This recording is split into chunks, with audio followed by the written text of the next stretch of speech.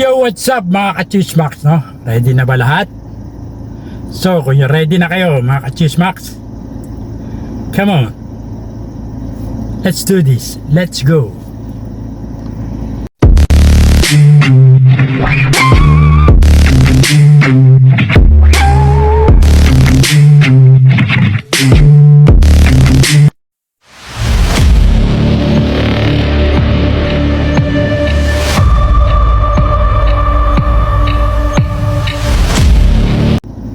Ito, panibagong araw mga ka-Chismax, no? Maganda tanghali na actually, no? Anyway, ready na lahat mga ka-Chismax, no? Oh Tara! God! Ready na ba kayo talaga sa showbiz updates, no? Showbiz Chismax, no? Huh? So kung ready na, okay. Alam nyo ba? No? Alam nyo ba? Huh? Oh, ano, drum roll na tayo. Breaking news. Na si Catherine Bernardo at si Alden Richards, sila na daw. Ops, walang kinukonperma. Huh? Up to na walang kinukonperma, no? Ang kinoconfirm lang sabi ng nanay ni Catherine Bernardo, nanliligaw. Okay, si Alden Richards, no? Pero yung dalawa, hindi pa umaamin, no? Mga Mars, no? Mga ka-Chismax, no? Hindi pa umaamin. Alam mo naman, showbiz. Showbiz talaga ang sagot. No? Papawaw ka na lang. Wow. Pero bagay naman sila, di ba? Makikita mo, maganda, pogi. O sikat. Pareha sikat, di ba? Financially stable. So why not?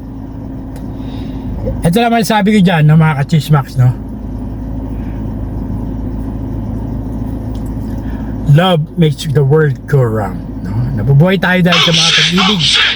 Dahil sa pag-ibig, lumalago tayo at gumigising tayo sa umaga dahil sa pag-ibig. So yun lang. Para di na maano, let's all watch this. Bernardo nagsalita na sa panliligaw ni Alden Richards kay Catherine Bernardo. Binasag na ni Mami Min ang kanyang katahimikan at sinagot na ang mga katanungan tungkol sa kanyang anak na si Catherine at tungkol sa kanila ni Alden. Ayon kay Mami Min, yes, it's true na boto at naniligaw si Alden kay Catherine.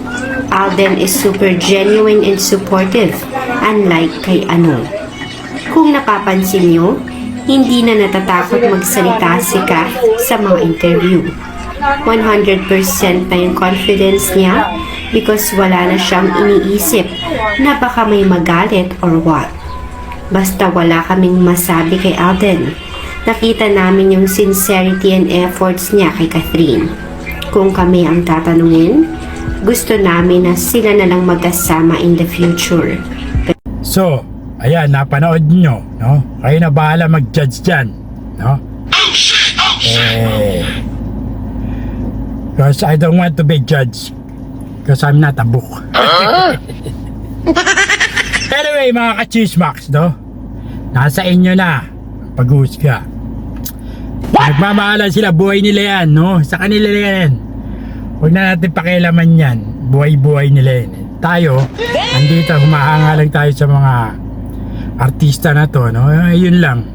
Pero sa personal buhay, bahala sila sa buhay nila.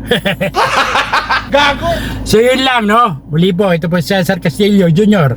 Nagsasabing, tirahin mo na yan. At pakatirahin pa na iba. Until next time, Chismax! Peace out!